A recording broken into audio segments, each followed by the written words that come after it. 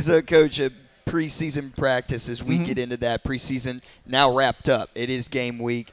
For you in these preseason practices and scrimmages, everything completed. 6 days till game one now. How do you feel the preseason went overall? You know, first of all, it's my favorite time of the year, the camp. Spring practice probably number one, and then camp number two, because classes hadn't started. You got some new kids and other kids that are taking another step and improving themselves. And so it's football basically, 18 hours a day. So it's a lot of fun. Now, you're right, we're moving into the next phase of it. But I enjoyed camp. I think we got better. I think we kind of know what our strengths are and things we got to improve on.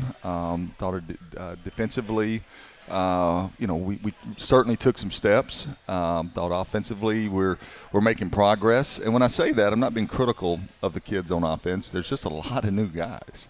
There's a lot of new guys, and so therefore, you're going to get better when you get into game week, because now your menu shrinks down, okay? And when you're installing during camp, right, there's a new packet of plays every day, which you will get to later on during the season when you get more game specific. So anyway, we're still work in progress right now on offense. Today's a big day for us as we get into this game week, but enjoyed the camp and love the kids' attitude. It was fun to come to work, fun to see them in practice every day, and I thought the defense really there was a lot of leadership and guys that wanted to get better. And you've had 2 great years of quarterbacks. You had Keon Howard and then Dresser Wynn.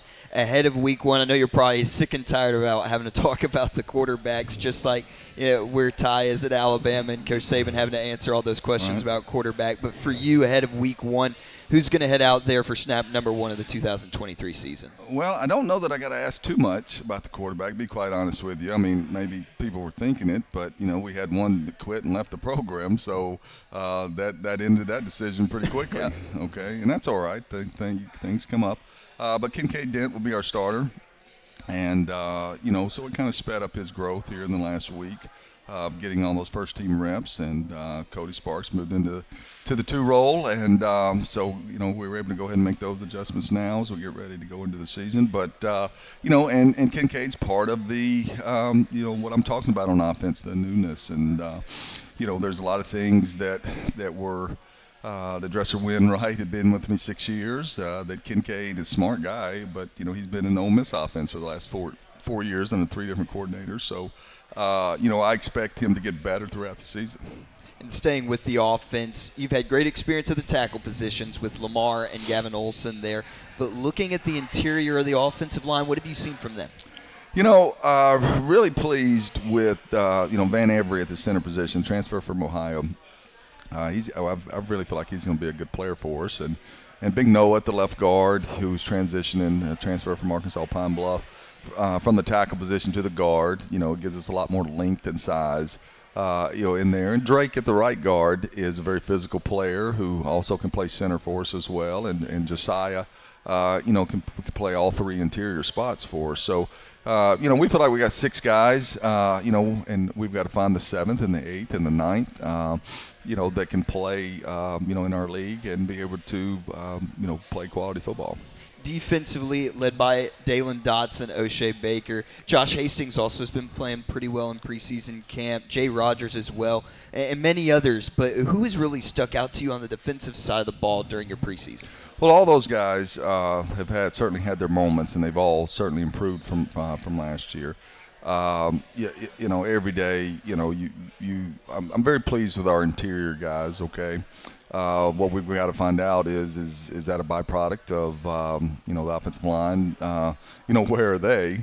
So when you get into game week, you'll kind of see, okay, is our defensive line do we have as much depth as it appeared in camp? Okay, to play winning football.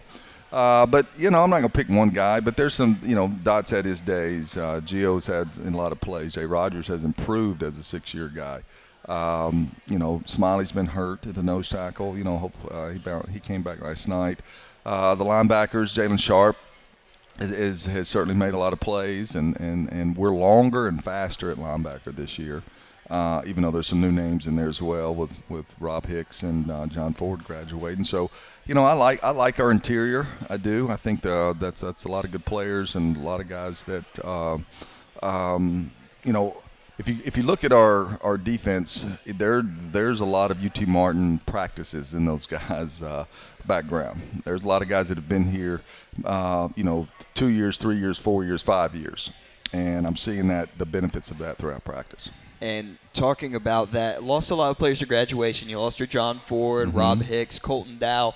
Congratulations to Colton, leading receiver for the Tennessee Titans in his final preseason game. And Dresser Wynn getting some playing time for the Rams. So just sidetracking with that real quick, how awesome is that for you as a coach? And Rodney Williams with the Steelers too. How cool is it for you to get the box score and see I coach that guy right now? He's playing in the National Football League. No, it is. It's pretty neat. You're right. I'm not going to downplay that. I'm very proud to be a part of that, proud of those kids and their journey through our program here at UT Martin. And, I was a fan like everybody else, getting a chance to watch those guys play. And, I know it's a nervous time for them. Tomorrow's kind of cut day and stuff, but they'll be successful whatever they do. We're keeping our fingers crossed and wish the best for them. Does that motivate current players, you think, and does it help recruiting? Yeah.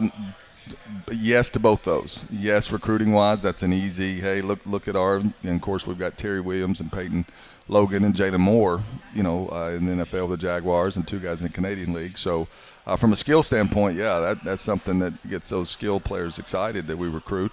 But in the building, which is very, very important to me, on our team group text, right? Every time Colton or Dresser, somebody, has an article written about them, or there's a video, somebody with video on their phone and put it on our group text. And it's very motivating to know, hey, those guys sat right beside me. They listened to this same conversation that the coaches are saying right now. They sat here.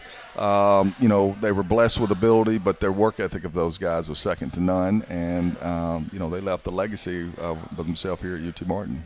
Back to the preview for this team. Again, lost a lot of experience to graduation, but you look to this season, and you've got a new-look conference, 3 FCS top 25 teams on the schedule. So how does this 2023 UT Martin Skyhawk football team find their identity and not get lost in what last year's team did or the year prior? There's a lot of, like I said, a lot of new guys on offense, so that's pretty easy. Kincaid Dent, I don't even know if he's met Dresser before. Okay, maybe he has one time. So I say that kind of tongue in cheek, but there's a lot of new faces. Those guys are just trying to get themselves lined up right and play winning football. And then on defense, from the positive standpoint, Gio, Smiley, Dalen Dotson, those guys have been in the FCS playoffs. They've been at Montana State. They know the tempo and the speed of what that takes. They know the quality of practices that it takes to have those opportunities. So, what I've seen is those guys are not looking ahead. They're going day to day, grinding it out, trying to get better every day because there's no surprises for them. Okay, so, that's what my hope is, and that's what I've seen so far. Coach, we look at week 1. For the first time since 2014, UT Martin's going to play the FBS #1 ranked team in the country, and it comes in the form of back-to-back defending national champion, the Georgia Bulldogs. You look at this team on paper, and they've really got all the talent to go for a three-peat. No, they've done a great job, Coach Smart, and that's you know how hard that is, right, to win back-to-back national championships. Difficult.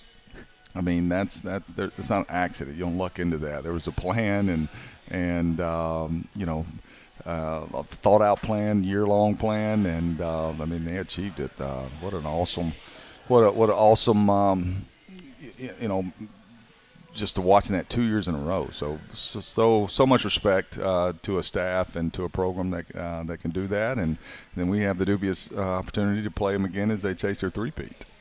Whenever you go against an FBS opponent like this, do you treat this game more differently than you would a conference game, or is it just the same preparation for both? Yeah, it's the same preparation. I mean, I don't know what other people do. I know what we do right now. A couple things. One, no matter if it was game 9 or game 7, okay, it always has to be about us first. Always has to be how we practice, how we prepare. do we know who to block? Do we know what gap we got to be in? Do we know our game plan? It has to be about us. Now, obviously, the first game, even more about us, right, with the new players that I was talking about, okay, because there's a lot of players on offense that have never been on the field with me before.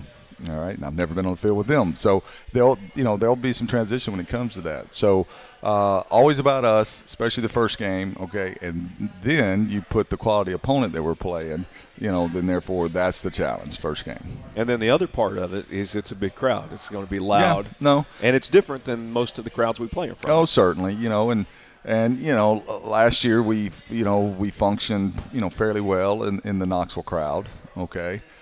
We did not in front of a quarter of that at Boise State, as we had a bunch of procedure penalties. So, you try to make those corrections and not let that get you because, you're fighting. Doesn't matter who you play, right? We always talk about beating the game. We always talk about, unforced errors. Those are things that are unforced errors, although – they come from the crowd, okay? But, the environments that you're going to play in. And so, we certainly got to have a plan for that and hopefully the kids be able to execute. But, that is you put that with the first game with new players against a quality opponent, certainly a lot of challenges. And it's going to be Georgia's first night game in 2 years as well. So a lot of people, Coach, they would say going into this first game they just want UT Martin to get out of it healthy. Some want UT Martin to come out here and get the greatest upset in the history of college football. But for you, what's your goal week 1 against the Bulldogs?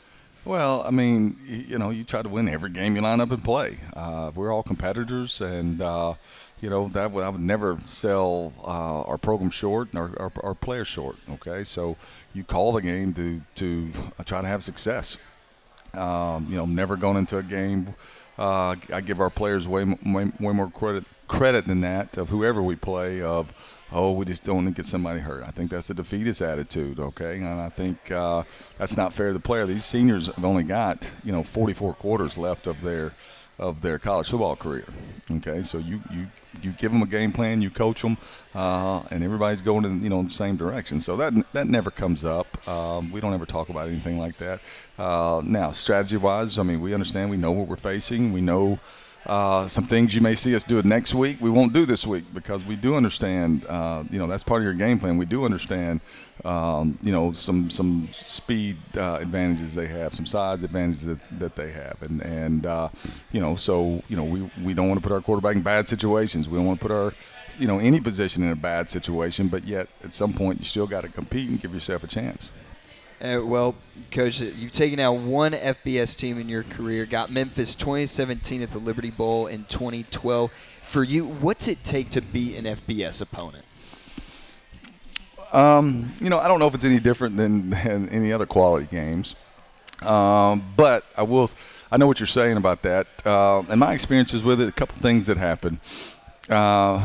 When the crowd gets into it, okay, I think that happened to us a couple years in Florida, right? The game was fairly close. The crowd gets into it. Here comes a punch. And you got to be able to withstand it. You got to be able to withstand it. And first and foremost, you can't beat yourself. You can't let unforced errors, and then all of a sudden, you're out of the game in the first quarter because you're, always behind the chains. Right. Those are things that happen. If some things go your way early, right, at some point, a crowd's going to get behind their team and the energy's going to come, right? You got to be able to take that punch, and then it's kind of the normal thing where, can you get to the second half, just like we would when we played any quality teams? Can you get to the second half with an opportunity? Those are things that there as a head coach are at the back of my mind, but right now, we're just, hey, let's get lined up correctly, let's communicate with each other, let's get the ball snapped, and everybody get a hat on a hat. If I quit this season, I still be the greatest.